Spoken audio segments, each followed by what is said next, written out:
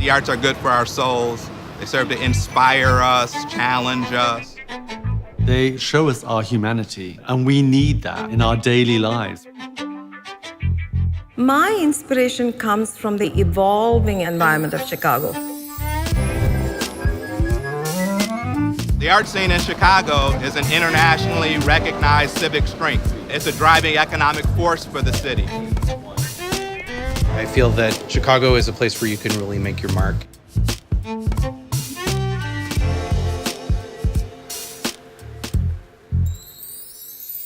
One of the things that's really special about the Chicago community is that, unlike in other places where the arts community is very competitive, the Chicago community is much more collaborative. I think that we feed off of each other. I see myself expanding my art form while I'm collaborating with some of the different genres of art. We can achieve a lot of things here. We have an audience that is open to new, innovative work. I feel we have a responsibility to continue to push the boundaries. Our museums, our theaters, our dance companies, our symphonies, they do so much more than just entertain.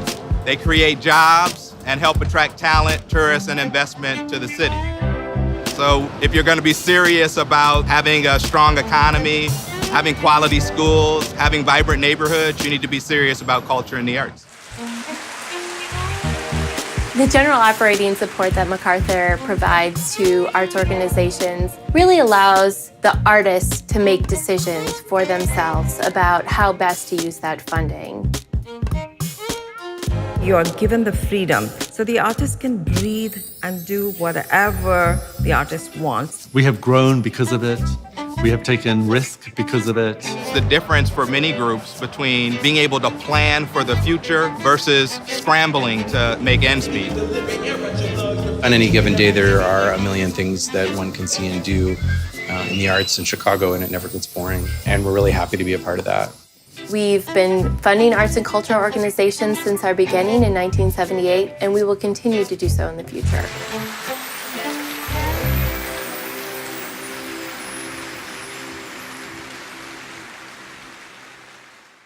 Well, good afternoon, good evening, whatever it is. I'm Julie Stash. I'm the president of the MacArthur Foundation, and I have one task and one task only, and that is to welcome you to what I hope is an exciting, a rewarding, and engaging conversation. In June, 200 people gathered at the National Museum of Mexican Art to discuss Chicago's inclusive economy. Now, what is an inclusive economy? Simply, it's an economy that works for everyone. But there was so much interest and so much engagement in the topic that we decided that we had to continue the public conversation. So this time, we wanted to build on the theme with a particular emphasis on the creative sector and how the arts can serve as an economic driver and a community connector. And I want to personally add to economic driver and community connector the notion that the arts are a vehicle for personal growth and the skills needed in not just an inclusive economy, but an economy that's going to be characterized by disruption over the years to come. So thank you for joining us for what promises to be another really important and timely conversation. But first of all, thanks really to the Merit School of Music and Charles Grody, President and Executive Director. What a wonderful place to host this conversation. Now, Merit is one of the 300 arts and culture organizations in Chicago that MacArthur is really proud to support. And just last week, we announced 9 grants to support Chicago arts groups to engage in international collaborations. So MacArthur recognizes that a diverse and a flourishing cultural community contributes to Chicago's economic vitality and civic vibrancy. But I again want to add the importance of the arts to the positive contribution to individuals' lives. Now, you'll hear more about it, but Chicago area nonprofit arts and culture industry generated $3.2 billion of economic activity in 2015. Remember, that's already 2 years old. But that's according to a new study by Americans for the Arts. But as I said, you'll hear more about that. But once again, the numbers do not tell the whole story. There are many ways to think about how the arts create value. They also create value by improving the quality of our personal lives and the fabric of our communities. Now, once again on the theme, the personal theme that I think is so important, the arts cultivate empathy. They support the search for identity. They support the individual expression of creativity and passion and curiosity. They provide meaning. They help individuals understand other cultures better. They offer a positive experience in a troubled world. And they allow people to feel more connected to each other in their city. And I think it's imperative to understand that these are skills that people will need to navigate an economy that we actually don't know the contours of today. So we have that double challenge of helping people be ready for an economy that we want to be more inclusive, but it is not fully shaped and we don't know what it's actually going to be. So I know that the panelists have given a lot of thought to all of this. And remember, toward the end of the discussion, you'll have an opportunity to engage directly with the panelists. Now, a special thank you to those of you who submitted questions in advance. They actually helped shape the panel. Now, everybody should feel free to tweet using the hashtag #InclusiveEconomy. Please plan to stay after the panel for a brief performance, a reception, and an opportunity to continue the conversation among yourselves. First, we're going to hear from Claire Rice, who's the Executive Director of the Arts Alliance Illinois. She's going to present the rich data from the Arts and Economic Prosperity 5 study. Then the panelists will join Claire here on the stage for what I hope you will agree will be a most thought-provoking and rewarding conversation. So Claire, come on up, and thank you so much for being here.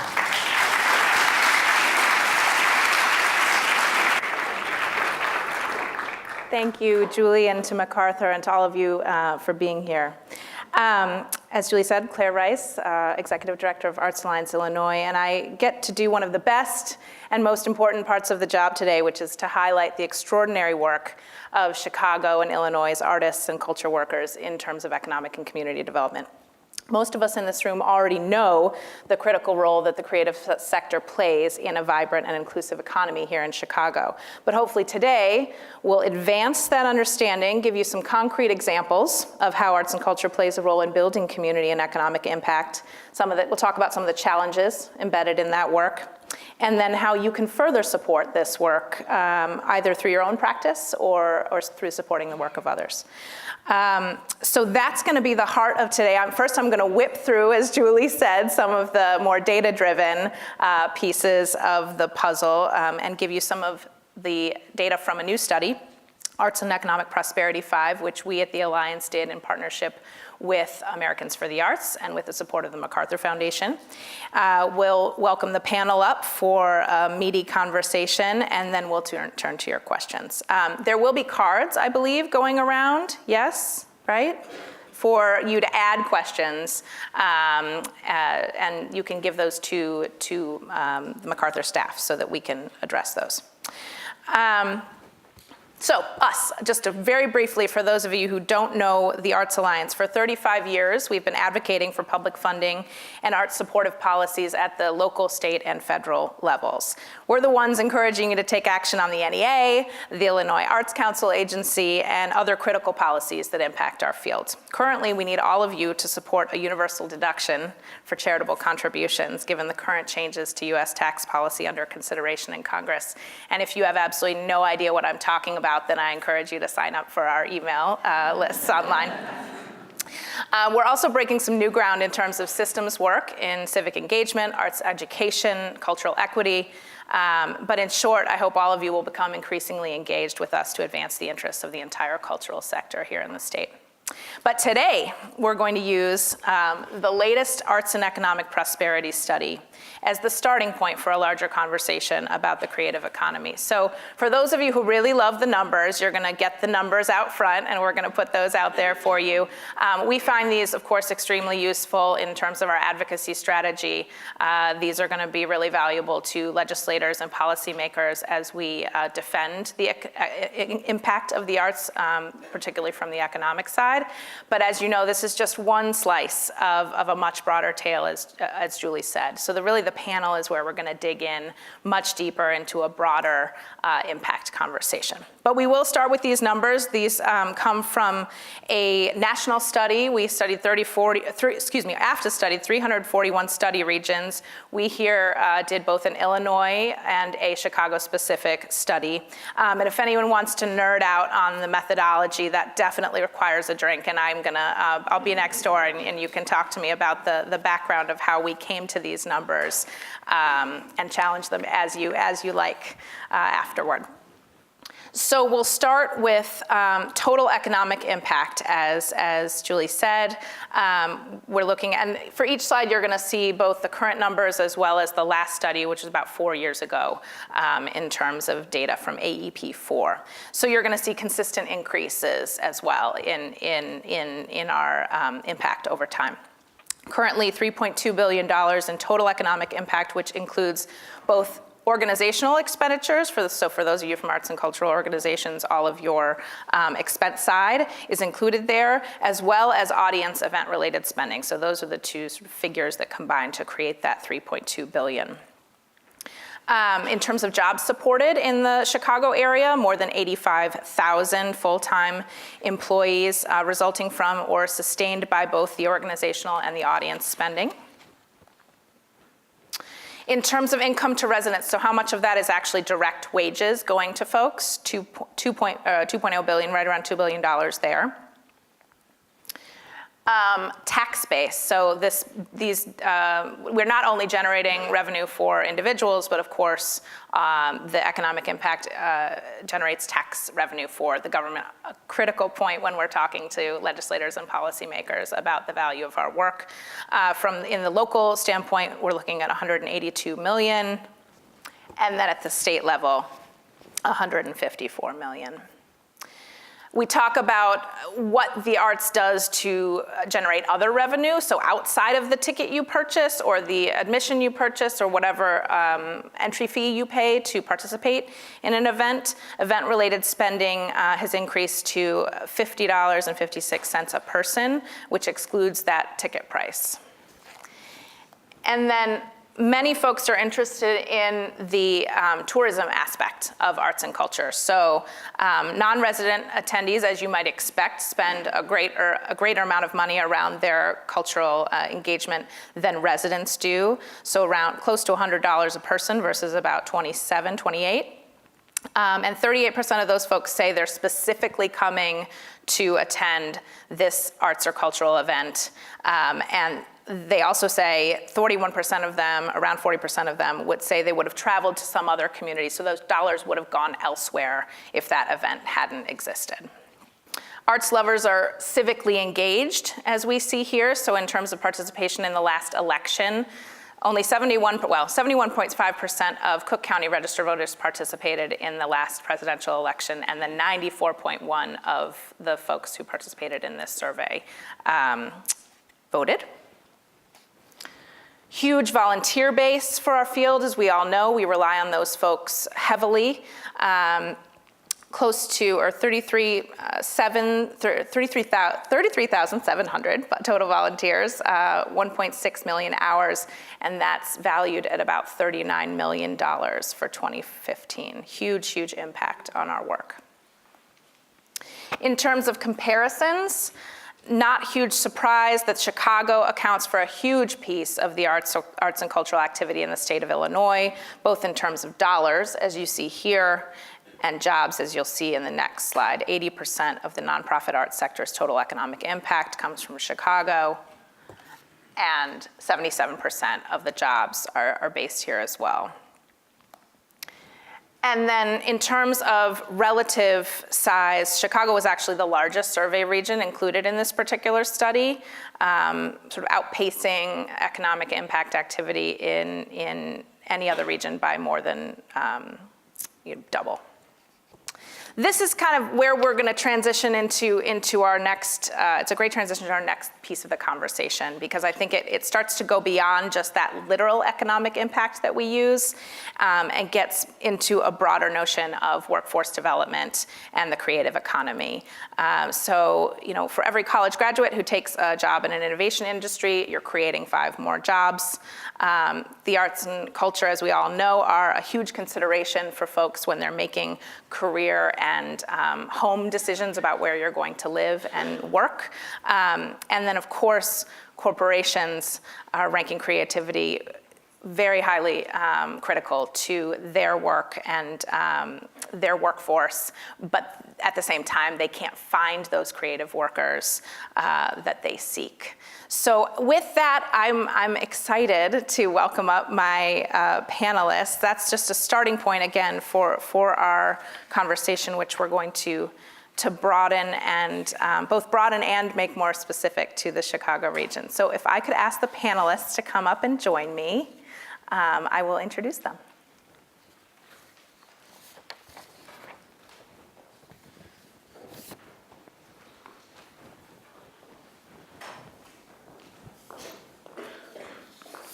Hey.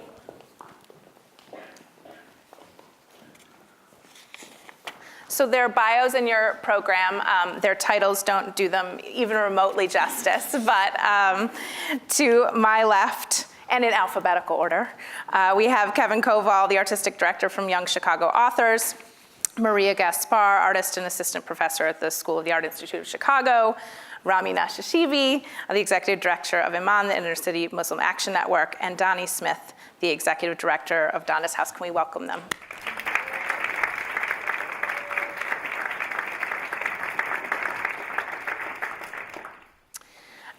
So we talked a little bit before this panel, and I was very frank with my fellow panelists to say that study is, again, just sort of one way of looking at the impact of our work. And I think that we all know that the arts are critical in supporting economic and community development, but I want each panelist to reflect for themselves on what building an inclusive economy and community means to them and how their work contributes to this in Chicago. We'll start with you, Kevin. You're right there. Awesome, thanks. Thanks for having us. I'm really excited to be with you and excited to be with my panelists. I think that the way we've been thinking about the work at Young Chicago Authors is that we are building a new creative economy and a crew of young people who I think will comprise the cultural workforce. Keeping in mind that, we are, for the last 30, 40 years since the advent of hip hop and its response to a deindustrialized economy, what do people do for work? And in the city at this moment, I think young people are answering in really incredibly ingenious ways. And so part of what our work will be about, and has been about, is to continue to create pathways for young people to find inspiration, their voice, and then navigate and create a trajectory for them to hopefully stay in the city. I think one of the things that we need to do a better job of as a city is try to keep some of our brightest brain trust here and not lose them to the industries of the coast. And so, I think that we are in one of the best moments in cultural output that the city has ever seen. I would say that we are in a youth cultural renaissance. I think it has everything to do with young people who are courageous and genius and come from communities that we systematically deny agency to and resource to in the city. And that will change regardless of whether or not we want it to or not. And I'm excited for that change, and I welcome that change. And I think we could be smart as a city and a citizenry to think about how we might best harness the power and the vastness of young people's imagination and also have it work for them, their communities, and the city as a whole. Thanks, Kevin. Yeah. Maria, and everyone jump. We don't have to be too, I don't want to be too. So respond as you will or jump in, but let's get through the first response first. I kind of wear 2 hats. I teach at the Art Institute of Chicago, but I also run community arts programs in the city, particularly in Little Village on the west side where I grew up. So I'm really interested in the history of kind of Chicago and art and social justice. I think a lot about how communities, especially places that are sort of away from downtown or the north side, where often, resources are sort of brought forth, how those communities have really kind of, geniusly utilized their local scholarship and local knowledge to create programming, to create projects that really are transdisciplinary, that go from art to immigration work to violence prevention. And that I think that communities are really good at identifying their own issues, really thinking about both issues and assets, and thinking about ways to kind of creatively problem solve them through both sort of arts and culture work. And I think that's really important. I think what that does is really creates a very inclusive economy or space, because it brings forth different kinds of expertise, and it also makes space for a variety of folks that can really bring together their resources. And I find that process is really critical to trying to create a project that is successful, or organization that's successful and that's meaningful to people. Great. Rami? Yeah, I also want to say this is a great conversation. I'm honored to be a part of it. And, just picking up off first point that Kevin made about this moment in our city, it is an extraordinary and tremendous and really inspiring moment on some very real levels about artistic genius being really elevated nationally and internationally.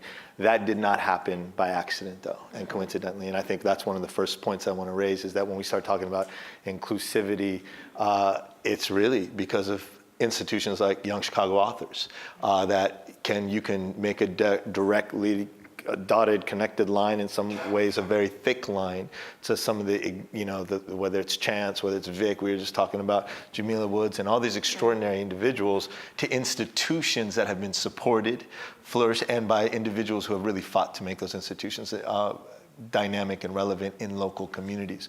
So when you think about the legacy of hip hop as, one of the most extraordinary kind of forces in our modern cultural history, that actually was all about bringing attention to the extraordinary inequity in our cities, and the tragedy of the cultural genius of hip hop in many urban communities across America, is that the very places that it flourished in are places that those communities have been pushed out of now. So if you go to Bronx, if you go to places where this extraordinary genius was birthed, you increasingly cannot find Black and brown communities that help birth that genius in those spaces. So what I think we need to really be mindful of moving forward when we start talking about inclusivity, this phenomena of the creative class, this phenomena even sociologists like Richard Lloyd was documenting over 15 years ago in places like Wicked Park, Neo-Bohemia and all that, was certainly a phenomena that helps produce some of the extraordinary numbers that you were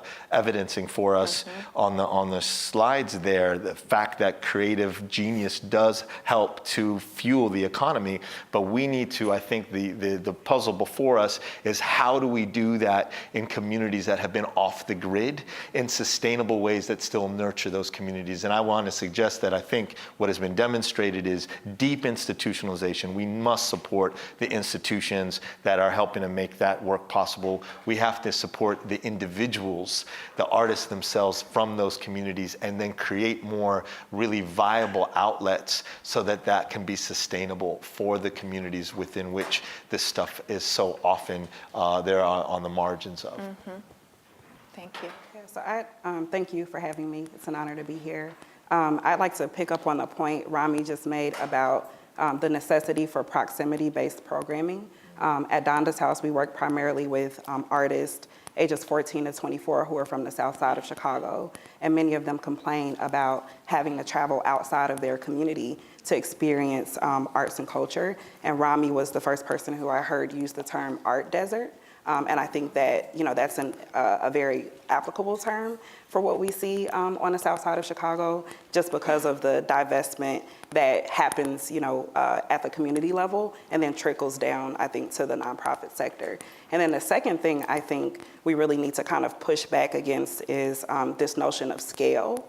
Often organizations are pressured to replicate the work that they do, around the city, around the country, around the world, and that, what does scale look like at a hyper-local level is something that, we're interested in kind of tackling. And I think that, that's kind of where we are.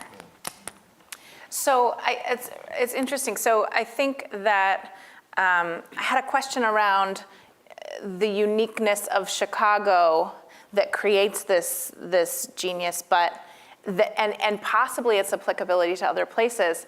But maybe the applicability to other places is not the thing, right? Is like it's maybe about this it's this series of things that comes together, special institutions and people, historic inequity, hyper-local work. But are there things that are specifically unique to Chicago that sort of make this all come together, other than the ones we've kind of just touched on here? Or and then is this just a Chicago thing? Like, or are there lessons to be learned, for other communities as well from our work here? I mean, I think that we also are taking notes from a lot of places. Yeah. I think we do it, better than anybody in Chicago. I think, obviously. I mean, I really do. Those are facts. But Yeah. I think that's in the report. But Totally. but I think that what Chicago doesn't do enough of historically is put on for its own. And I think that there is almost a systemic negation of cultural contribution from innovators here, in part because those innovators have been black and brown people. And so when we think about who has transformed the city, I think part of the reason why Chicago is so special and innovative has so much to do, in my estimation, in this moment, with the cultural practice and philosophies of house music. And our good friend Boogie McLaren, who is an educator and philosopher and choreographer, talks about house's notion of radical inclusivity. And so when some of us were coming up, we were going to parties that were carved out by queer black and brown men that invited everybody to the party and was a celebration of the body in that space. And so I think a lot of early hip-hop cultural space, and certainly the work we try to do, and I think the work that we share with Donda's House and Kumbha Links and Rebirth, and I really want to mention our comrade who is passed, Brother Mike, who is also, that thick line is direct towards Brother Mike in the vibrancy of the U-Media cultural space, is that it's that notion. When you come into a space in Chicago that is hyper-segregated, and you have young people using the tools of cultural creativity to counter that narrative of hypersegregation, then you have something that is explosive and very special. Anybody else on that?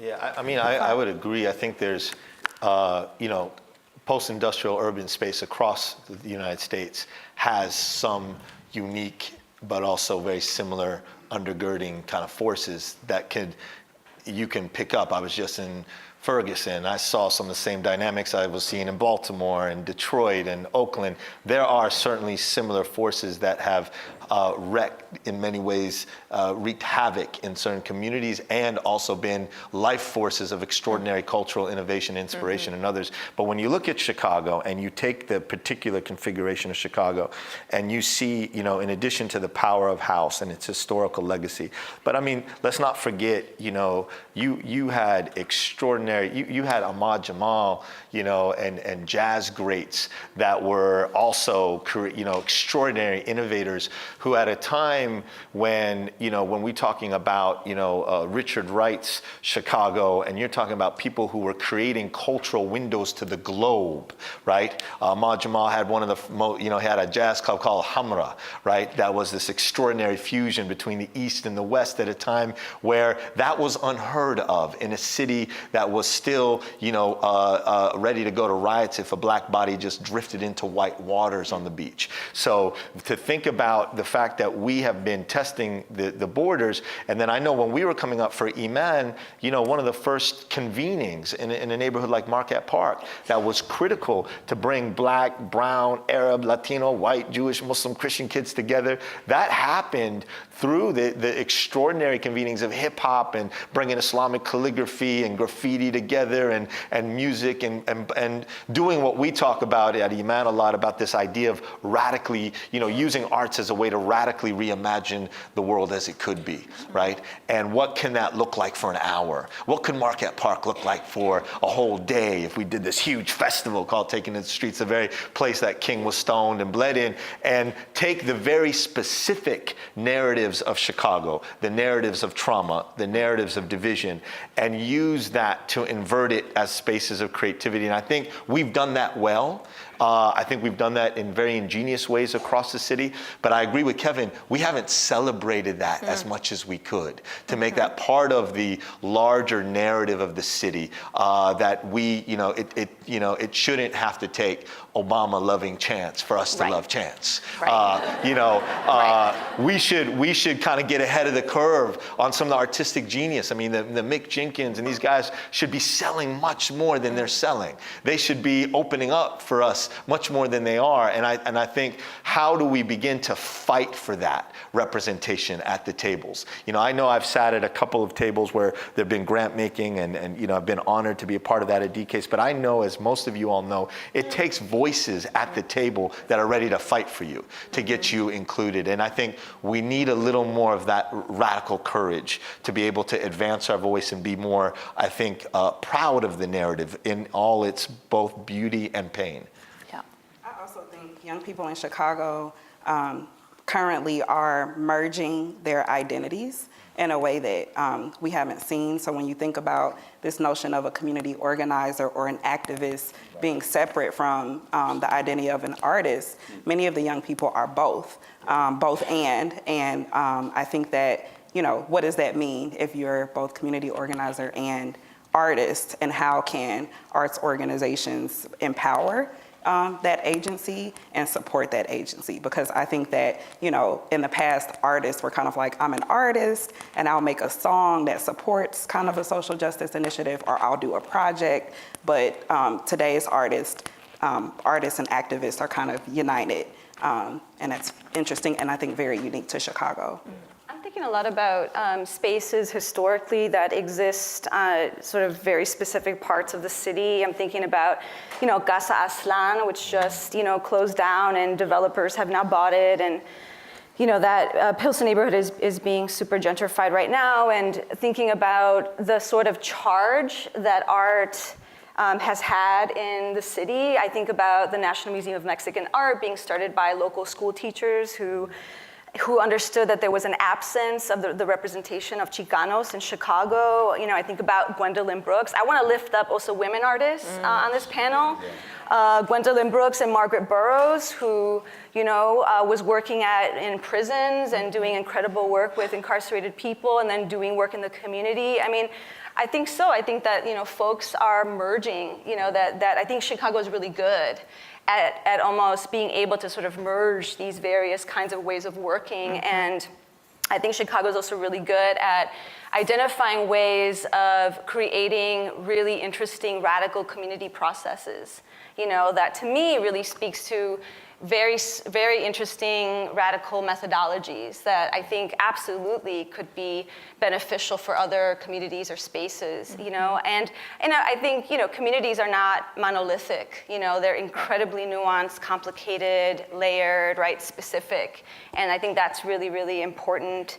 And the Southside Community Arts Center. These are such amazing spaces that, had and continue to have so much local support and love. And, how do we bring resources to those spaces, right?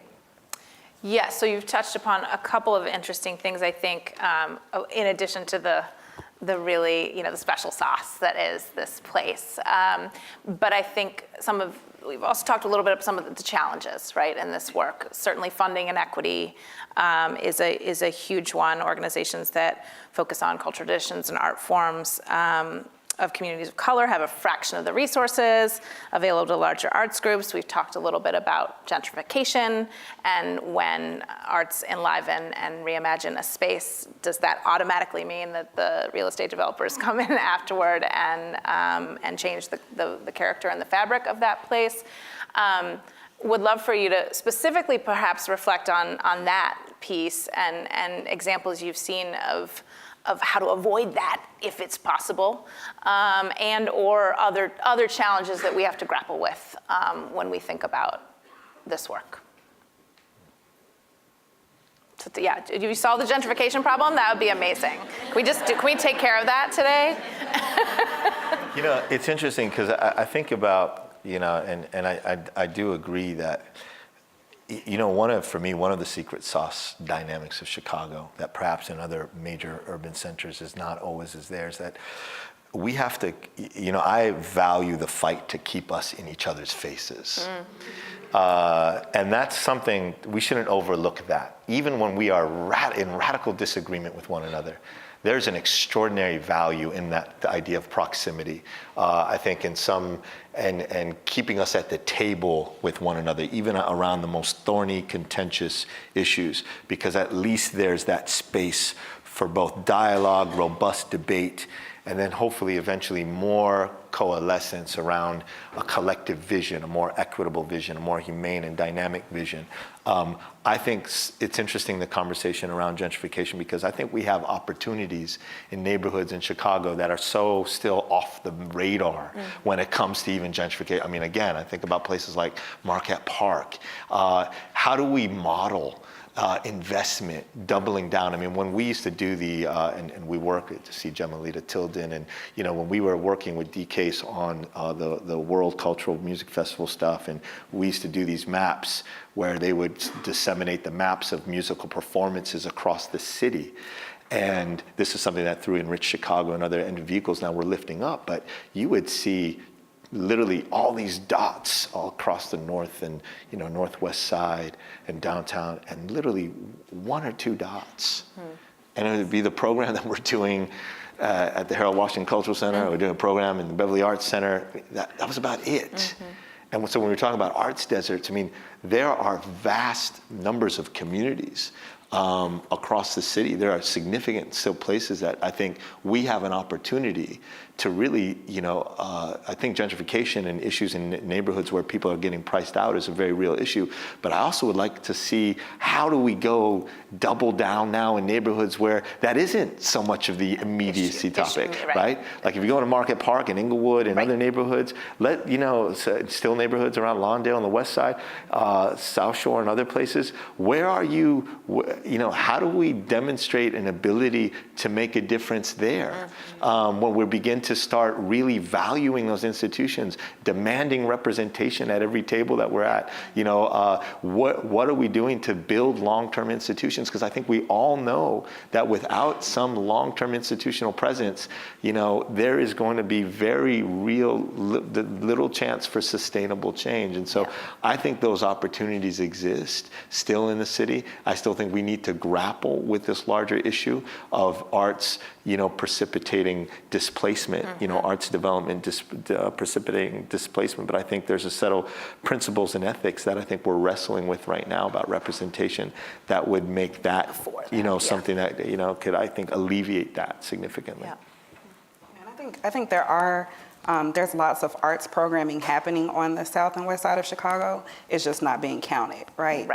Folks aren't visible due to not being connected often to some of the larger institutions that are being supported. And so, when, you know, I think we have this challenge of providing capacity building support, because often what happens is, you know, if we say, oh, we don't have something, you know, someone flies in external to the community and builds something that isn't always supported, and everyone's kind of scratching their heads. What has to happen is that the people that are doing arts programming have to be counted, and there has to be some capacity building support so that they can grow in the community that they're serving. And it's also interesting because arts programming also doesn't always happen in arts institutions. You know, we're talking about churches, we're talking about, you know, community centers, places that on the outside looking in, you wouldn't know that there's a mural program or something like that happening there. So I just think there has to be, you know, a kind of we count and we're doing art. We just need the support kind of campaign or something like that. And what does that support look like? What does that kind of meaningful partnership look like?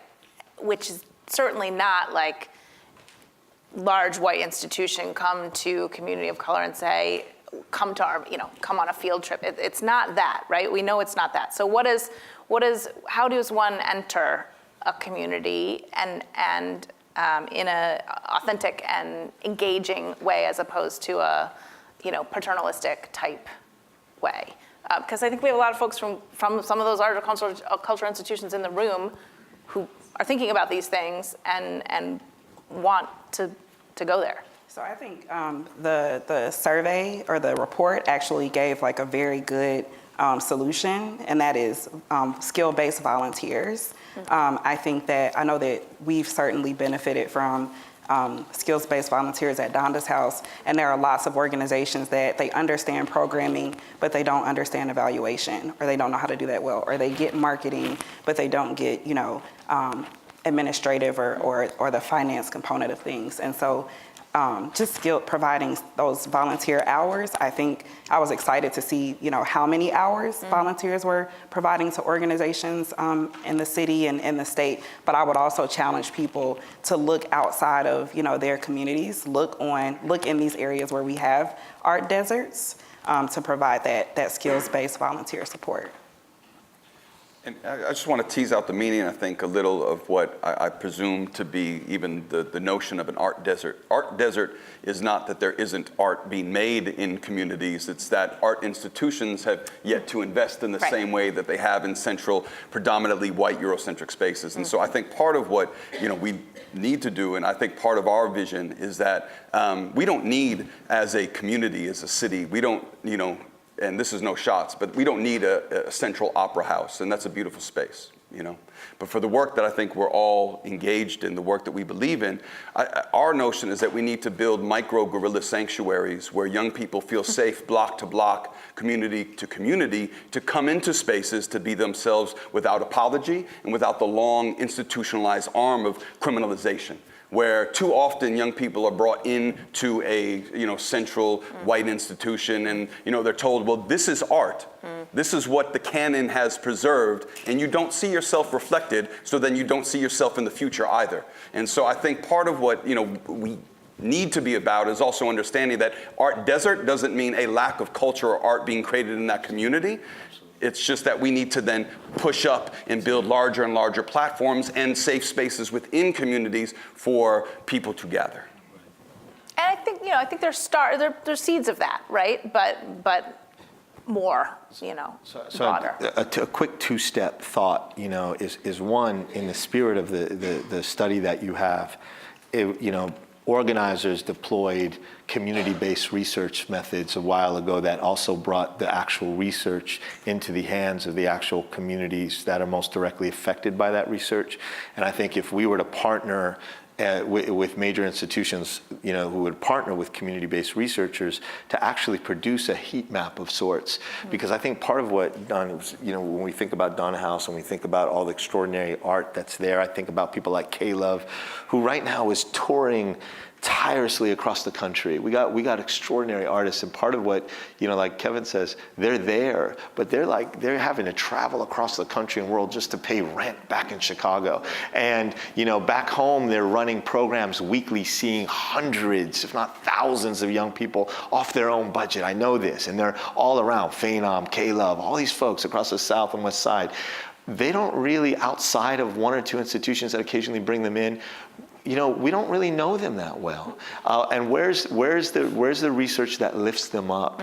Then once we lift them up, and folks who've been doing this stuff for more than 5 years, some 10 years, some longer than that, how do we produce better research that really accounts for those types of narratives, validates, celebrates, and then on top of that, how do we begin to produce RFPs? Because part of the challenge in the funding dynamic is, we all know, we're dealing with this in other sectors, is the way institutions are developed and structured to be able to respond to RFPs. How do we incentivize collaboration at a local level rather than pitting communities together? So, if the Herald Cultural Washington Center, a dynamic institution on the South Side, what if it were, incentivized to really reach out to 3-4 local partners, a sustainable grant that helped produce, extraordinary programming over a period of 2-3 years? How do we do multi-year funding that helps with the vision of not having to kind of put together a report that will just provide resources for 1 year? I mean, if we can begin to, and it doesn't all have to come from the philanthropic center, there's lots within the private sector that begin to kind of put some money that way. But I think, in part, we need the support and resources and thoughtful creativity of people in rooms like this and across the city to begin to, enrich those types of possibilities. The support shouldn't be ancillary. I mean, I feel like I've experienced a lot of moments when larger institutions want to, activate a space, and then they bring in the sort of local community to come activate for 2 hours, 1 day a month, or something like that. And frankly, I feel like those, it's nice, but it's not really investing. It's not very intentional. So I think if folks want to be very intentional about creating those partnerships, then there needs to be a longer term kind of plan around that, and there needs to be conversations about what that looks like. I mean, I also want to say that, I think that artists are often tasked with a lot. I think artists are often asked to do so many things. Can you figure out how to deal with gentrification, but can you still provide programming for 50 youth? And can you then attend all these committee meetings for this other program that you're, it just keeps going. And I think it's wonderful to know that those folks are appreciated and they're valued and they're asked to be a part of all of these things. But at the same time, I think there's a question around capacity and just, I know artists, educators that are incredible and very generous. And they also want to make things, and they want to build with others and they want to make things together, and they do that, but they also want to make things on their own. And I think we have to also understand that an artist practice is varied and it changes and it grows, and we need to make space to really honor that process, because I think it's also about honoring one's just sort of creativity. And so how do we honor those folks and also the work that they're doing? Yeah. And to that point about gentrification, lots of community organizations are pushing for a community benefits agreement ordinance in the city of Chicago. And I think that when you talk about, people use the term art washing to talk about how arts are kind of used to, visually make a community look beautiful, but then, artists are kind of thrown away once the building goes up or the mural goes up. And I think that, the city of Atlanta has a really interesting model. If you look at what they did with the Mercedes-Benz Stadium and how people from the local community work there, and it's actually really close to the Atlanta University Center where Morehouse and Spelman and those historic universities are located. And I think that, there's a lot to be learned. I've toured some of the businesses that were created as a result of that community benefits agreement, and I think that it's something that is worth looking into in terms of giving community organizations leverage in terms of how they can benefit, and that includes the arts organizations, how they can benefit from these businesses that are kind of coming in and operating, many of which, when we talk about on the South and the West Side, business owners do not live in the local community. And so it just adds another layer of economic disparity that I think we need a comprehensive solution to in Chicago. Kevin. Yeah, because this makes me think about a lot of things. One, I'm struck by all of what you said, there's Red Bull is doing 30 days in Chicago right now. I don't know if anybody's going to that, but on most of those bills, not only are there Chicago artists opening for larger national acts, but even at the periphery, there's hundreds, maybe thousands of Chicago artists being employed. And after Red Bull pulls out, they have a Chicago presence, but maybe some of it is ancillary. But what I think about in part are two models that I think about in terms of music, but I also think about in terms of other kinds of arts, and particularly extended to the visual space. And I think about Trick Trick in Detroit, the no-fly zone. Right? You cannot come here if you don't put on for Detroit artists. And I also think about the insistence that Toronto music has in terms of the radio play. You have to play 30% of Canadian artists on Toronto radio. And I think about our ability to organize collectively as arts organizations and folks who are invested in keeping Chicago artists, culture makers here, as opposed to sending them around the globe in order to make a living. But what about the viability of making that living here? I think things like that will go a long way, because then you have Chicago artists also remaining in Chicago. Especially when it's clear that $3.2 billion is being spent. The question is, where is it being spent, and how can artists who live in communities that don't have access, how can they benefit from that economic impact? Yeah, and both foundations, yes, but I think to your point, let's also insist that companies who do business here are responsible corporate citizens too, right? You guys are giving me a serious to-do list, by the way. I want to circle back, because I think this is interesting, Maria's comment about protecting the creative space and creative time, while we all know that artists and creative professionals have the ability and the capacity potentially to address some of our more challenging civic issues. So how do we, and particularly, can I see actually a show of hands of who in the room works for or with an arts or cultural organization or a creative organization in some capacity? Okay, so almost everybody.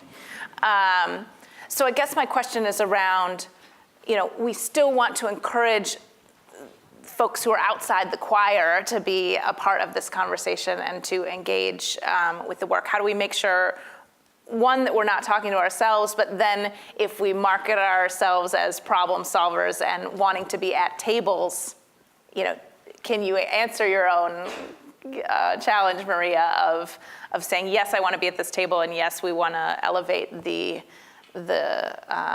presence of creatives while still protecting that, space? I think we have to widen our circle. I think our circles are really closed and small. I think it's often the same people at the same tables.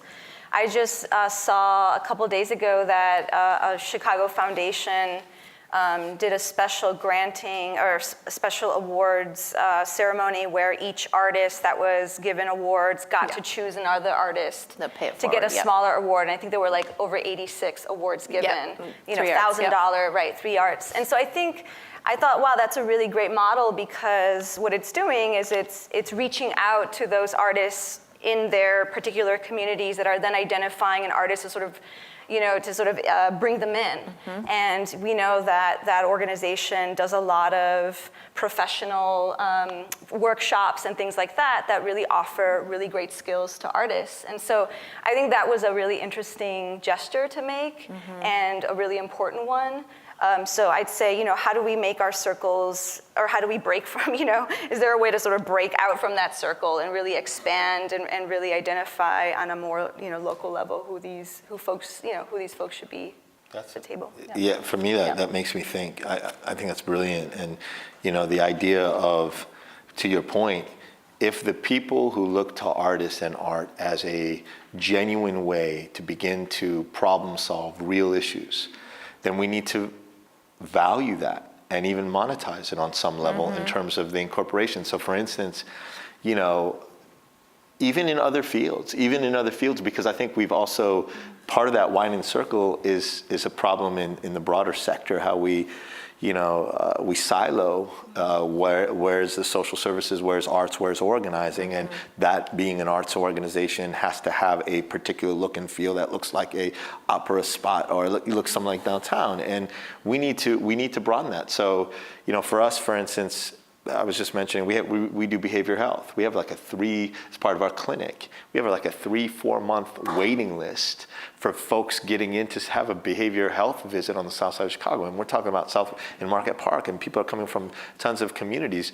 Now, we also run a ceramic studio, and we started getting kind of arts therapy that could help us see larger groups of people through art who are dealing with major issues from PTSD. Some of them, the trauma is so thick, it's not even post yet. So it's not even post-traumatic stress disorder. We're talking about people who we got people in our programs who were just shot or had seen people killed or shot up. And, how do we then get the health field, for instance, to invest more into art?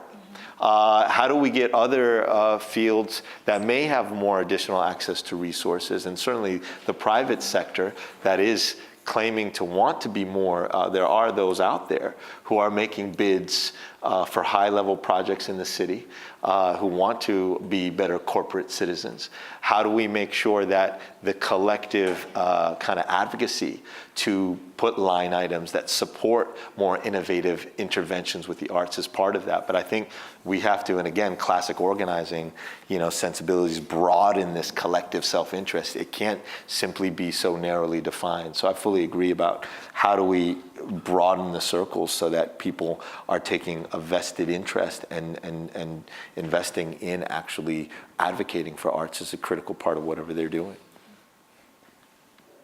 How are we doing on time, Kristen? Okay, great. I am going to, I'm going to start turning to the questions from all of you. And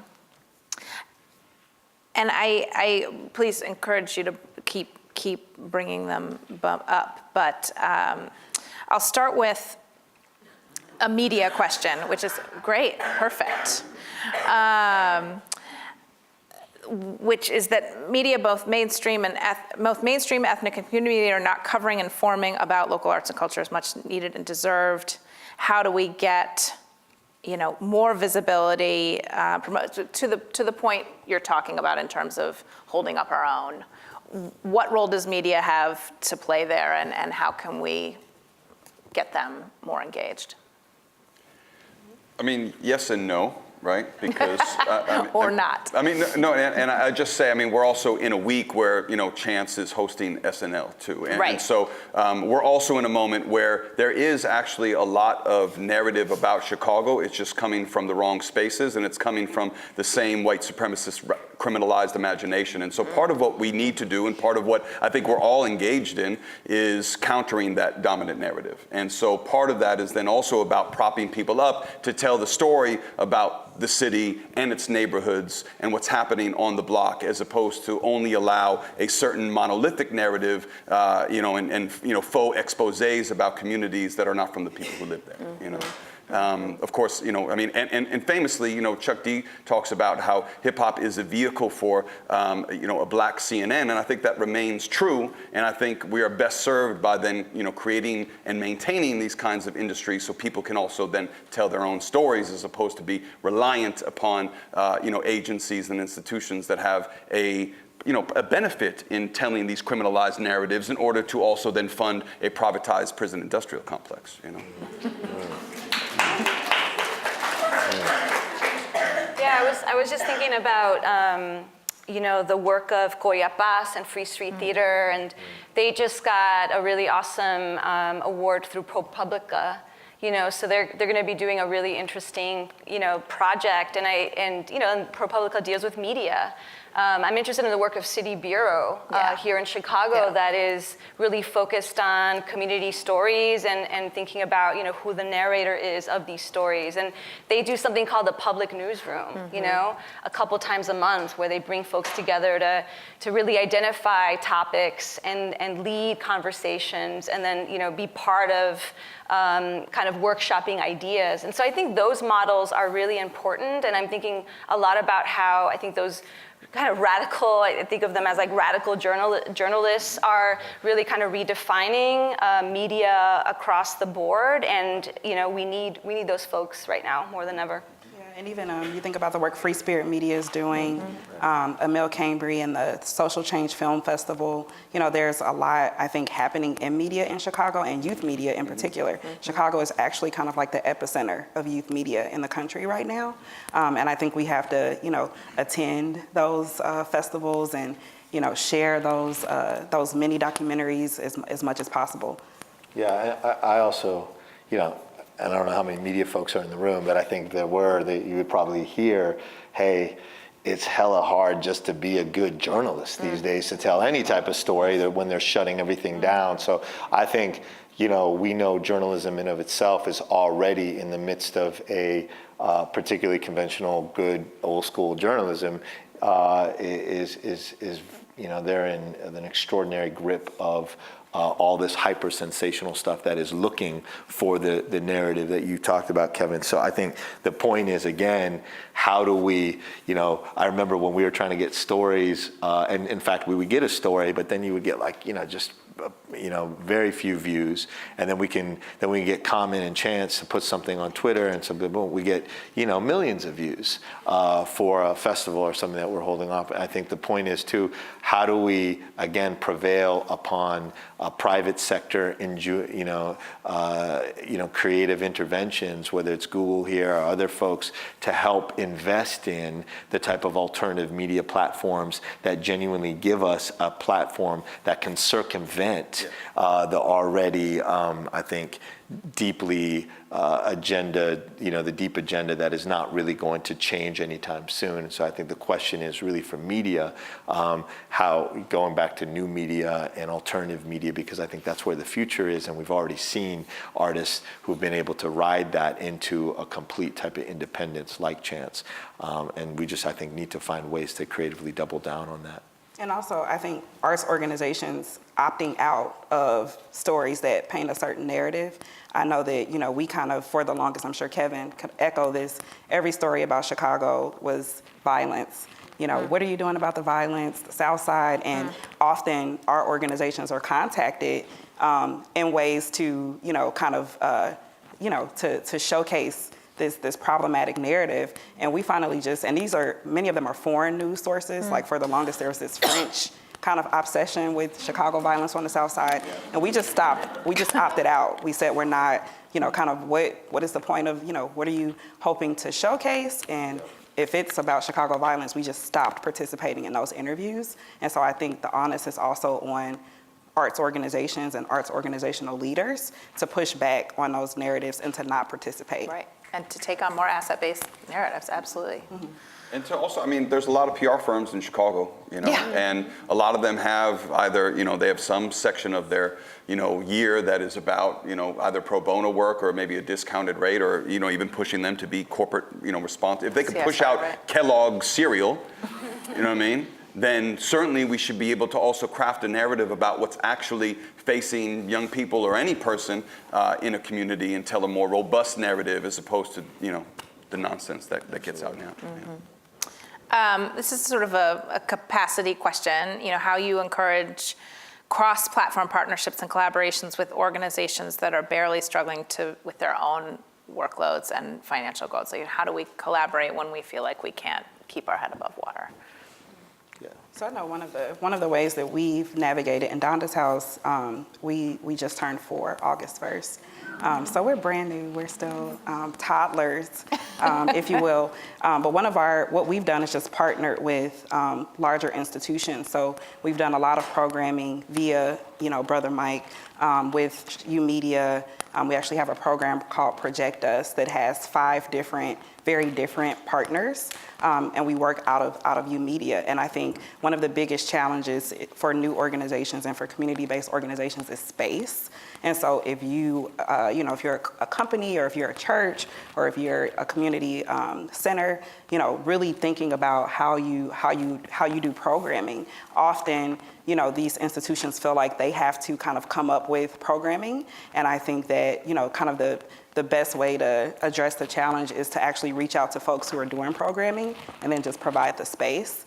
And then we're actually, at the end of this month, we're going to be making a huge announcement. We're moving into a Chicago public high school, largely because, we think that there's synergy that happens, and often one organization can't be everything that a young person needs or that a participant needs. And so we really have to, when we think about all of these closed Chicago school buildings that are just literally sitting and rotting, like how can we reimagine these vacant and these underutilized spaces and do it in a way where there are collaborations that are happening? And we've been intentional about that, and it's great because we're able to do our programming, but then we don't have to deal with this challenge of operational funds when it comes to space. So.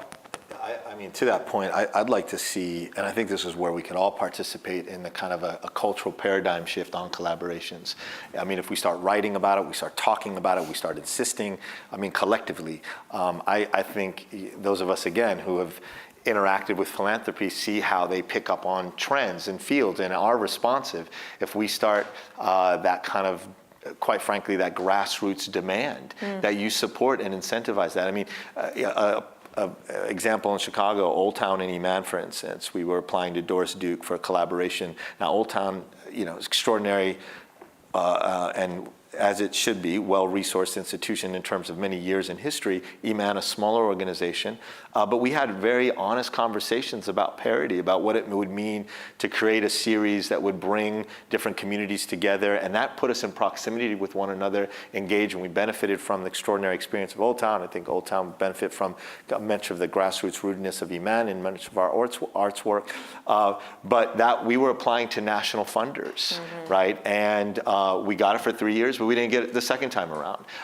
It would be great to begin to create more of a larger collective conversation about, the sacrifice that sometimes we make, and make it, and so that there is, it's worth the sacrifice, it's worth the risk that goes into seeding a little bit of your budget, but then hopefully understanding that the ROI is going to come back much greater in a year or two, and that you kind of help to elevate the field. But I think it requires again, a more collective cultural paradigm shift on collaborations. And the private sector, I think, is really some of the most profitable businesses are co-working spaces, and so what would a co-working space for nonprofit organizations look like? And I think have, a lot of impact just working together, especially if we serve the same population. Often young people are going from one organization to the next. It's just like, can we operate in the same building, and what would that look like? Yo, let's do that. Like that, I mean, at least like a day a week. I'm like let's do that a day a week. I mean, so part of it, I think too, is that we are a city. That rule that you learn in improvisation is yes and so I think part of what our work can be about is like a lot of times like the people, like my comrades and staff at YCA are like, my man, will you say no to something? I'm like, no. That's the one thing I'm gonna say no to. Everything else, I'm like, yeah, sure. I don't know. Let's figure it out. Because if we also take the lead from this current generation of young people in hip hop cultural space, Chicago used to be Haterville. It used to be this space where, it would be like the resources were so small, crab in a bucket type mentality. Right. People would see folks from other crews getting a little bit of shine. They'd be like, nah, man, those dudes is corny. And maybe they were. But I think the point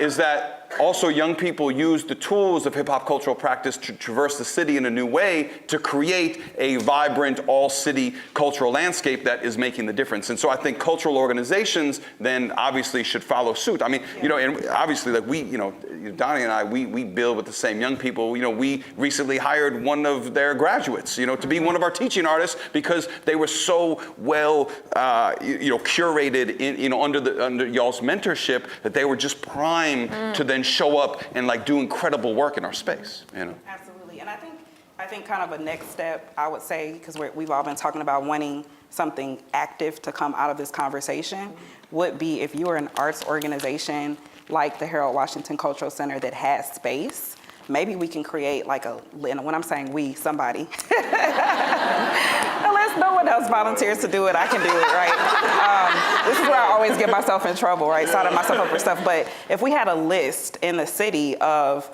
organizations that were, of institutions that were willing to offer space to do arts programming, you know, and then the organizations that are struggling with space, we can do this kind of like matchy thing that happens.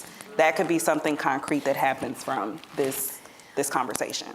Yeah. Because I know so many organizations that struggle. I mean, we struggle, right? So many organizations that struggle with space. Like there's, I don't know, 200 people in here. Imagine how much underutilized space exists. Yeah, yeah.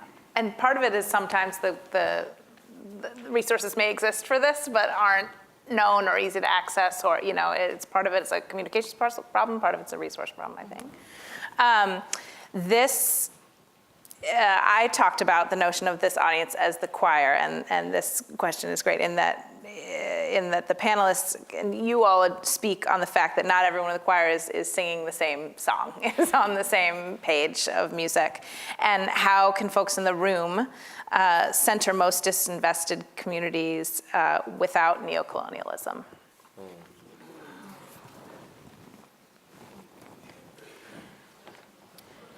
I run a okay. Yeah, it's a tough one. I run a project called 96 Acres Project, which takes place at Cook County Jail, and we work with folks who are incarcerated. And you know, one of the challenges of doing this project, eventually all of this material will be publicly broadcasted. But one of the challenges of the project is, you know, how do we talk about, you know, issues of mass incarceration within that institution itself, you know? And how do we talk about kind of radical reimaginings inside, again, that institution? So it's really difficult. And one of the things that we've been just being really mindful of within that space in particular is we have to do it on their terms. You know, the folks that we're working with inside, the artists, the participants there, we have to really think about, you know, what does it mean for their voices to be outside, to be made public, and how are they framed? And so you know, I think the work of artists and cultural workers in this project is to really think very thoughtfully, very intensely about, you know, how this work is then, you know, made public, and, you know, how is it being sort of, you know, given out to a public that often it has no clue about the effects of mass incarceration, especially on communities of color, you know, and the poor. And you know, so that's something that we're constantly thinking about, you know, how do we not reify the stereotypes, but rather how can we use art and poetics to create this alternative space that really gets to kind of, you know, maybe compel you to question yourself, to maybe think differently about that system. And I think that's what artists are good at. You know, I think we're really good instigators, really good mediators, and that's something that has been constantly on our mind right now. Yeah. I would say two things in terms of vendors. If arts organizations can really be intentional about who they're booking for catering, who they're hiring to do their end of year, you know, reports, the marketing and that kind of thing. There are so many firms that are that are ran by people of color and women that could use the economic support. And so maybe it's a challenge, you know, that an organization does for a quarter, or, you know, maybe every other month there's a different kind of vendor. So just being intentional about that. And the same thing with where you host, you know, your fundraisers and that kind of thing, consider doing something on the South Side or the West Side. There are beautiful venues on the South Side, like the Parkway Ballroom, that actually has a really amazing social enterprise where they're teaching young people from the community about culinary art and that kind of thing. And so just to be more intentional about where you do things and who you're hiring to do the work that you pay for. Right. And I think artists produce, back to Maria's point, and I think how do we find local artistic production that we could literally invest in creative ways. I mean, I think about the ceramic studio that we're making. One of the lead ceramicists who are teaching, others in the community, himself did 15 years in prison, taught himself ceramics in prison, and now is teaching and crafting these extraordinary chess pieces that should be sold in stores. And we can make cups for your end of year giveaway. We can make bowls. We can make plates, crafted and made by ceramicists and local artists on the South Side of Chicago on 63rd Street. Can we find innovative ways to sustain local production in communities where artists are actually being given an opportunity to both produce and teach and find dynamic ways of doing that? I think there's some real simple steps towards doing that without getting into all the complications of appropriation and some of the other things. I think we also have to think about audience. Too often, even an institution that maybe, predominantly or historically has put on white artists, maybe there'll be a shift in this season and it'll be, primarily it'll primarily be artists of color on stage or in the gallery space, but the audience itself is still primarily white. I mean, even from your figures, the average ticket is $27 or $98 for a tourist or whatever that is. I'm probably misquoting, I apologize. But the point is that the audience is also built. The audience is a community organizing effort, and if the audience is, primarily white, then there has been a problem in the organization of that space. And so that to me seems like an issue that is really about outreach, and also the notion that culture exists inside of each community.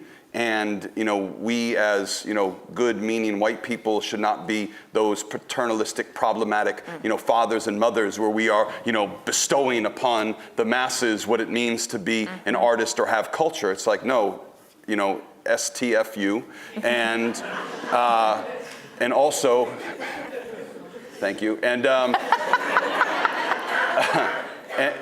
also just like make room in the totality of the space.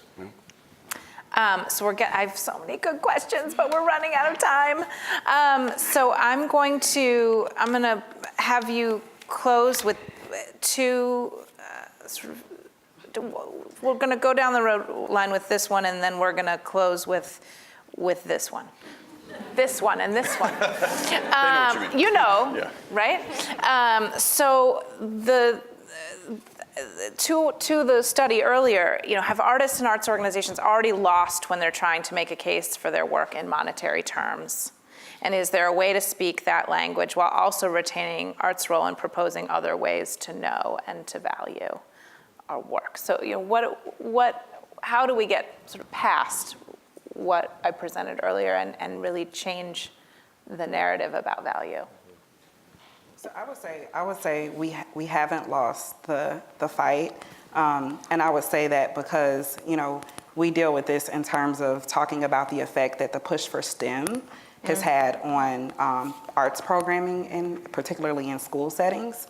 And what we find is that people just aren't aware of the impact that arts has on the economy, that arts has on educational outcomes, and on and on and on. And so as arts organizations, I think even if we reject the notion, we also are advocates in many ways, and we're just like any industry, we have to advocate for our industry, and it takes having the hard data, like this report, to then go out and kind of, for all intents and purposes, evangelize about why it's valuable. Because if we don't, we can't assume that everybody understands the value, especially if they're not artists, if they don't work in arts organizations.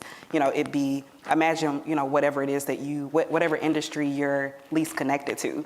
Like if you asked me about, being a NASA scientist or something, I'd have no idea, how to even start the conversation. But does that mean it's not valuable? No, it just means I have to be educated about, the value. I make it a point, with my own practice, is to reach out to folks that I think need to know about the work or the project, and I could really use their support on. And I'm always, my hope is always that there's a way to be mutually beneficial, So, for example, one of the projects that we did a couple years ago through 96 Acres ended up being a collaboration with a factory that exists right across the street from the jail. That's been there for 75 years. None of us really knew anyone that worked there. There was no relationship, but it was just a very simple, can I come in and meet you, that led to Yollocalli Arts Reach doing a big mural, the youth getting paid through that factory. They got us an HD projector that we didn't have to pay for our projections later. They supported us in that way, and they really wanted to help us. They really wanted to support us.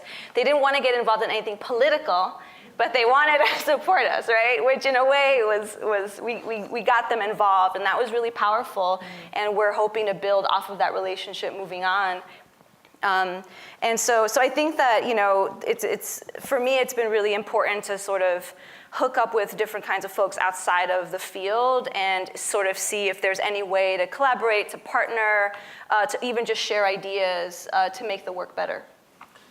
I think that, being an artist and being, that notion of the starving artist is played, what I mean?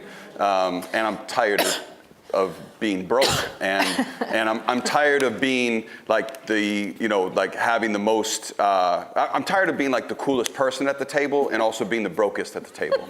Do you know what I mean? Because that happens in literally every meeting. And And I think that's because, if you don't come from money, you might be nervous about it. But I take my notes from what Rami touched on earlier, and I think all of us know very well, is that, young people have circumnavigated traditional modes of multinational corporate conglomerates in order to reach a fan base because of simple grassroots organizing techniques, plus democratized technology. And so even, before Chance, I think of someone like Chief Keef, who used YouTube to find millions of young people in and around neighborhoods like his own in order to build a fan base that translated then into dollars. Or I think about, a band that broke up, Kids These Days, who went high school to high school selling and giving away tickets that would then eventually have them selling out the Metro or the Vic Theater, and the proprietors of those events and the event production crews who put on those events were like, oh, these kids are for real, and we've also never seen this fan base inside of our space. And so if we also use the resources we have, and if we do monetize our collective organizing strategies, our commitment to building a grassroots public, then I think that we need to get paid, because the people who are coming in to fill the jobs in the West Loop are going to want to go to something that is cool. You know what I mean? Mm-hmm. And inevitably that will be, I think, the funding of the kinds of programs that we're talking about. Yeah, I would echo that. I think there's a value, when anyone starts kind of questioning the part of the economic value, or just the value for, determining where there's economic investment. That's a privilege that most communities that we're talking about don't quite frankly have, and I think we need to highlight the disparity still and where those dollars are going. But I also think, to Manea's point, what you were making, that kind of the connections that you're making, for instance, between the prison and these institutions, with the reports like this, we need to kind of add a whole nother qualitative factors that begin to really document the types of new connections that are made in communities that have been, continue to exist in total isolation. How many young folks got connected to, whether they were institutions or other institutions that then led to X, Y, and Z, be, how do we better tell that story with qualitative ethnographic data that begins to make the case that Kevin is making, which is, yeah, folks are moving to these neighborhoods, in fact, for that value. And we need to invest in that because that's part of either keeping the neighborhood alive in the face of extraordinarily difficult circumstances, or it's helping to make the neighborhood more attractive that could ultimately lead to the types of development that, if we're not careful, disadvantage the very people who are making it attractive. So we need to find ways in which we tell that story authoritatively that can then lead to both economic investment, but also I think what a lot of us have been talking about is an issue about qualitative value. When we value the stories and the role and the creative brilliance of these communities and the players in them, you're not going to hear very few folks outside of Kevin talk about the creative brilliance of Chief Keef, right? And how often how do we begin to lift up that narrative? And that's not just a small point, because that's important to the kids on the block who see themselves in the Chief Keefs, who don't have the other conventional outlets for them to actually find ways to be productive and to be relevant in their community when it comes to things that we all care about. Yeah, so in closing, to that end, this question is, how do we ensure young people in our neighborhoods own their work related to art and culture? And that may be literal, but I want you all to think about it maybe in a slightly expanded, more figurative sense as well in terms of ownership. And then I want to turn to one of those youth today. So, sure. Yeah.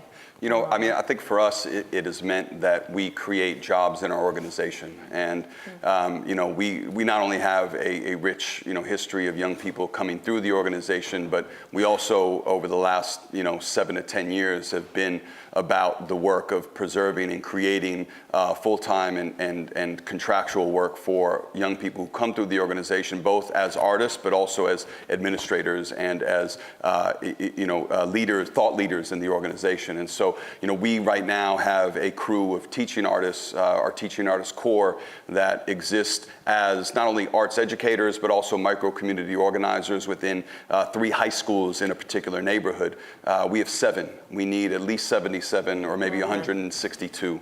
And those teaching artists are not only doing the work of reimagining what educational space might look like for the individual student, but for the culture as a whole, as well as providing some of the tools to then traverse neighborhood lines that typically the city wants to ensure that young people don't cross in order to build viable solidarity spaces so they might commune with one another in order to reimagine what the civic sphere might look like. And so for us, it means looking at who we are working with and then trying to build scalable models that they might also seek, if they choose, employment with us and also turn over and find a new generation of cultural workers.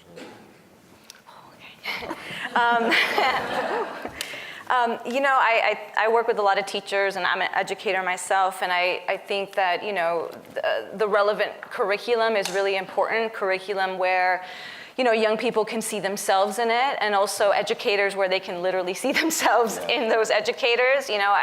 I grew up in a little village on the west side, and I think I came to art because I saw so many mentors being so generous and opening literally their door to me and letting me into their home. I saw myself in them, and so I think that there's real value to that. And I also, I think it's important just to have joy and love and tenderness, to create spaces for young people where they feel loved, where they feel like they can be weird and strange and, funny and goofy, that there needs to be a space where they can just be creative, total creativity and love. I think our direct experience with a lot of this has also been in the sphere of an organization that sometimes doesn't traditionally get designated as an arts organization, but has had arts and arts expression as an integral part of everything we've done for the 20 years. So it's sometimes frustrating, but for us, but it's precisely that more dynamic hybrid engagement that makes art so relevant in the work that we do. So for instance, having more support where youth are leading forums like Fresh Expressions for us, this poetry session, where they have this space to make mistakes, and it's not always the most professionally curated, but it's them, it's there. And to Maria's point, it's a space where a young person off the block walks in and immediately feels like they belong there. Or, where young people are leading things like corner store ciphers around questions like around food justice around the city in front of corner stores, and curating art and murals and artistic conversation around food access. Or they're doing things like Fresh Beats and Eats at a farmer's market. How do we, again, find and continue to support the role of youth-led arts in those spaces around things like food justice and organizing and, health and wellness spaces that are part of just the kind of dynamic, robust vision of what it means to live in thriving communities? So yeah, I would say at Donda's House, what's important for us is teaching young people the economy of art. What we find is that they're amazing artists, but they are missing those just like basic, business and professional development skills. And then we also are really big on incubating entrepreneurs. A good percentage of our young people are formerly incarcerated. And the reality, when we talk about like the 47% of African American men on the south side of Chicago, are not all men, it's like 18 to I think 30 or something is the number, but are not employed and not in school. What we argue is that many of them are artists. They just haven't found their way. And our goal is to kind of help them take whatever that skill set is and turn it into income at the end of the day. That's great. So I want to close the panel portion because we've just talked about youth voices of strength has been a thread throughout, and just turn to one of the young people that participates in programs here. So if Hex, from Donda's House, just is going to stand up and say a word or two about what a creative life means for him as a young person. Firstly, I'd like to start with an applause for the panel. You guys got me so gassed up. I'm so gassed up.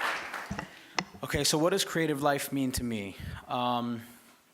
It's one of two things. The first is, as a creative, it's financial independence. As a creative, from the journey that you start off with as a student all the way to adulthood, you kind of find yourself going from job to job to job in hopes that you're going to find something that just ignites your creative spirit, right? And then eventually you go from job to job to job, and then you kind of just get happy that you're able to pay the bills. And then that ignition really never gets off and never really takes off. And so you could become complacent, and that's kind of where I found myself. This isn't a story of how I was the exception because I wasn't. I was, however, the decision when I heard about the Donda's House program to change that, because I had that creativeness inside of me that was just telling me, you got to go for it, you got to do it. And so I went for it, and thank you to Donnie and Rhymefest and the mentors there at Donda's House, I was able to become financially independent by creating my own business, because they taught me the skills and the skill set that I needed to become that. And number two is potential, and it's opportunity, actually. Creative life to me is so much opportunity, but again, because of Donda's House, I was able to meet people like Big Sean. And I'm able to do graphic design for people like Jay Nice at B96. And I'm actually able to be a co-host on Raw Radio every Sunday on Power 92 from 7 to 10. You feel me? So that's what creative life is to me. It's opportunity. It's also giving me, it's giving me the knowledge to be able to provide opportunity to whoever's coming after me. Thank you. And what do you do? What's the name of your company and what do you do? Oh, so the name of my company is Kova Creative. I do graphic design and videography, and I'm able to provide that as a service for my clients. So if you guys need any more information about that, see me after this, and I'll give you guys a business card. Thank you.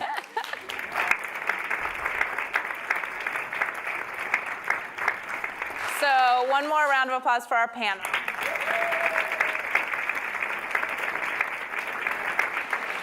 Thank you, guys. I'm humbled to be on stage with all of you. I celebrate your work. I'm going to take the charge for space and start noodling on that from my perspective, and would challenge all of you in the audience to think about innovative collaboration as a key takeaway from today's conversation. And I'll turn it over to Kevin to close us out with a different voice. Oh, you guys are out? Okay. Yeah. Damn, okay. Oh, okay, all right, yeah, that's fine. All right, I'll go over here then. Yo, make some noise for the panel, though, y'all.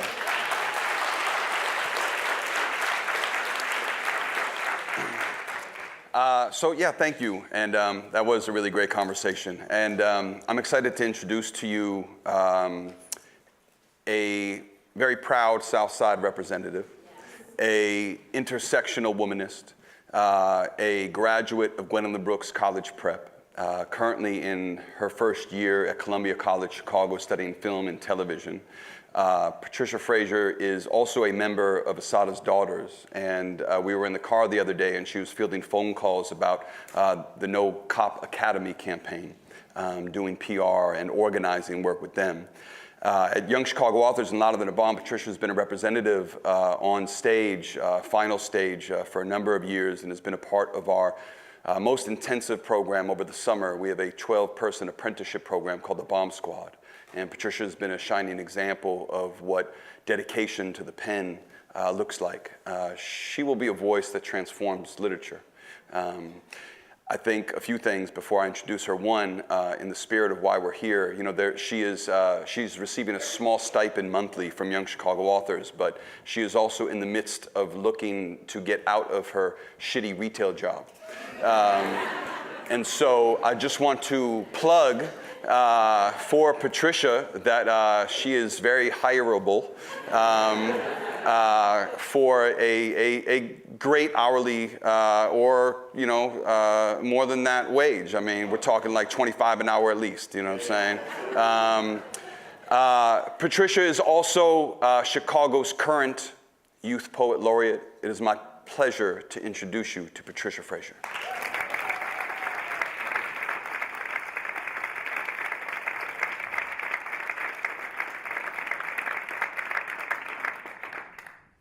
That was a really good introduction, thank you. You've never given one like that. Also, that was an incredible conversation that I'm so lucky to have been a part of.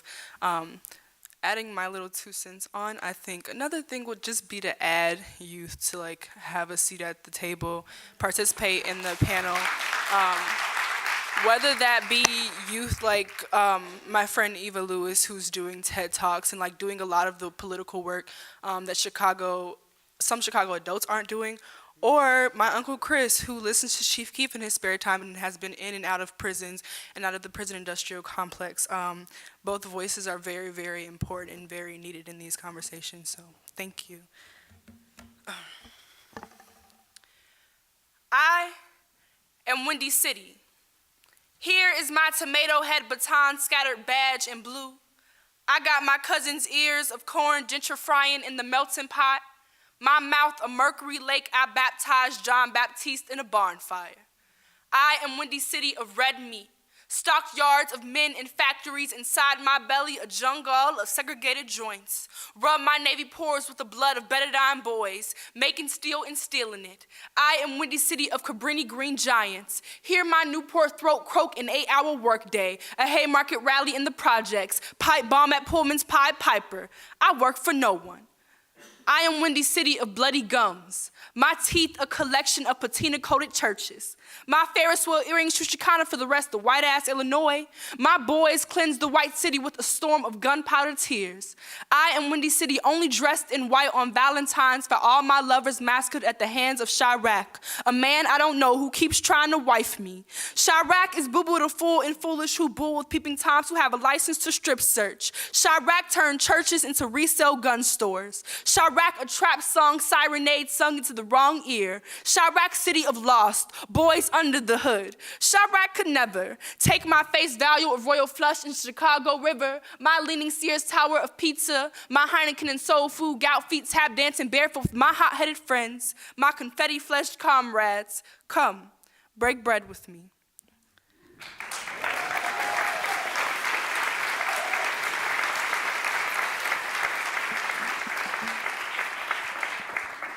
And I'm going to close you all out with a piece that I wrote, which I think contributes greatly to the conversation that you all had around the arts and how it contributes sort of to gentrification.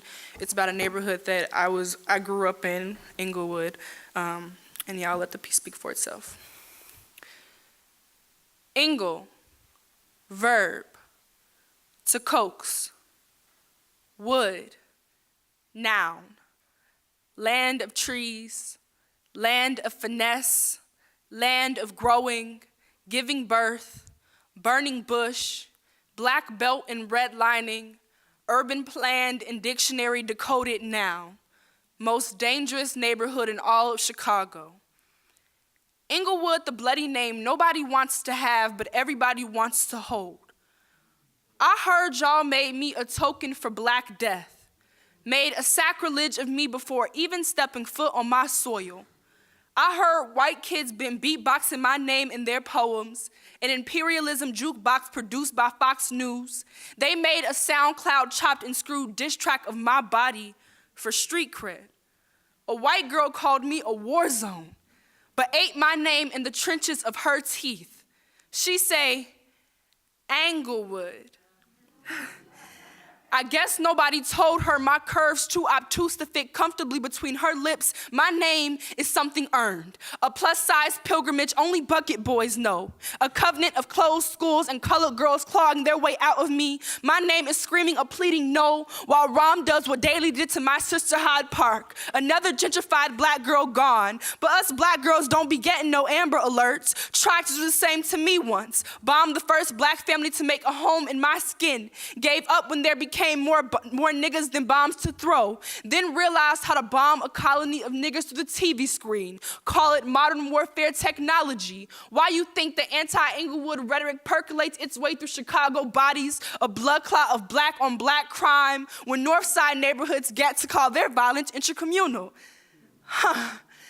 I guess that's just the whip of white savior wordplay. The lash is the lasting effect you won't see coming until the Whole Foods is a town made for hoes. Grave plots for those who couldn't be whited out and abandoned buildings turned into condos. They've discovered me, immortal black woman. They're trying to start an organ trade, send me to the sunken place. That's why I pray before y'all make my name a good poem, a liquor store lacquer, a flash mob crip walk on Garfield. I pray somebody writes an ode to Inglewood, turns my name into a city of God and gold, a black hole of black girls resurrecting.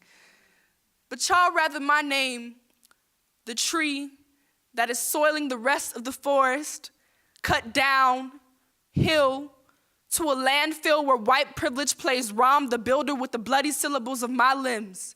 And nobody asked me for consent before taking my name to make Chicago whatever y'all need it to be.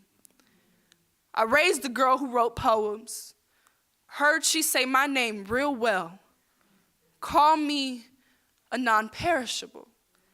And if you've ever known me to be anything else, well, you shouldn't be writing poems about Inglewood. Thank you.